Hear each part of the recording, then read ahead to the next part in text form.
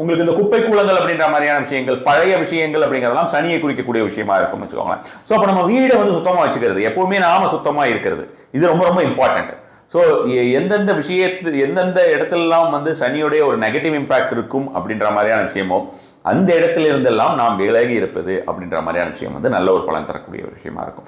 அதனால எப்பொழுதுமே சுத்தமாக இருக்கிறது, உடல் சுத்தம், உடல் சுத்தம் இருக்க நம்ம மன சுத்தத்தையும் நம்ம வந்து ப்ராக்டிஸ் பண்ணிட்டு இருந்தோம்னா அந்த மன சுத்தமும் அப்படின்ற மாதிரியான விஷயங்கள் வந்து விடும்.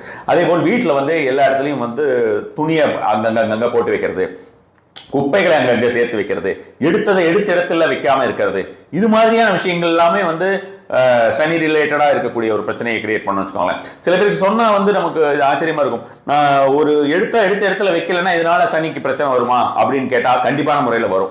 ஏன்னா அந்த ஹேபிட் அப்படின்றது, அந்த ஆட்டிடியூடுங்கிறது வந்து நம்மளுடைய ஹேபிட் வந்து நம்மளுடைய ஆட்டிடியூடை டிசைட் பண்ணும் அப்படின்ற மாதிரியான விஷயங்கள்.